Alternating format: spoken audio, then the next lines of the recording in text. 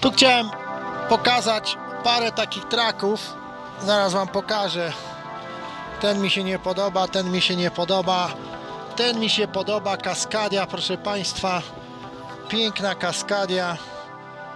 Teraz ten Kenworth T680, co mówiłem. Coronado, bardzo ładny track.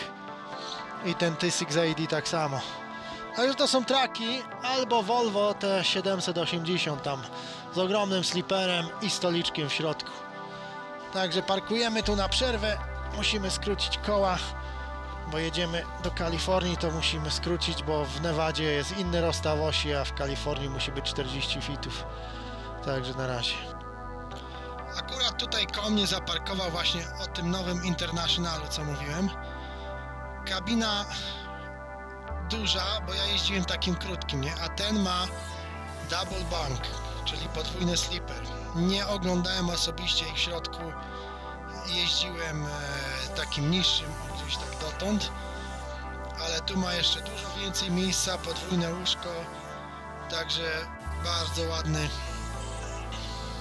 traczek, dobrze się nim cofa, ma dobry skręt, jeździłem takim, także jeżeli chodzi o ten International Lone Star, ten jest, kurde, jak on się nazywa, leciało mi z głowy, ten jest Superstar chyba, tamten Lone Star.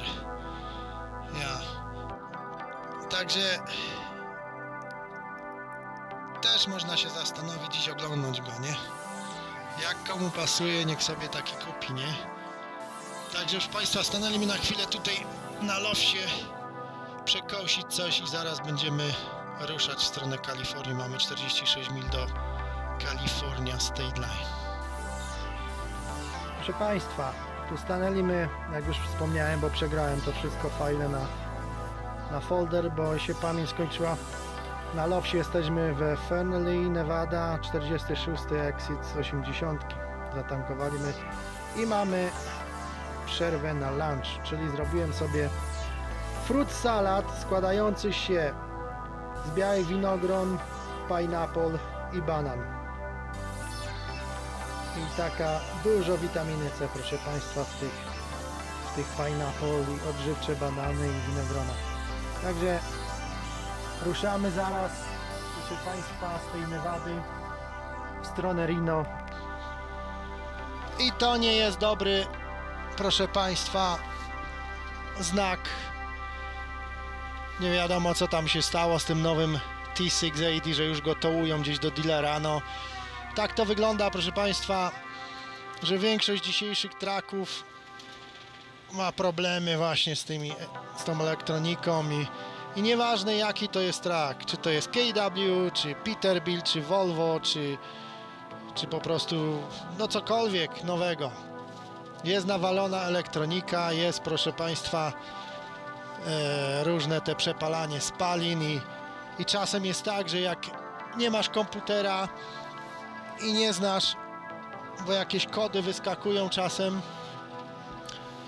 to nie jesteś w stanie czasem, wiesz, powiedzieć, co się dzieje, nie? Dopiero trzeba do dealera, a jeszcze z drugiej strony to jest gwarancja, no i wszystko na gwarancji. Także ruszamy, proszę państwa, w stronę Reno. Reno, proszę państwa, Nevada West. Skróciłem się na Kalifornię już. Także wyjeżdżamy, proszę państwa, z tego Lofsa. See you later.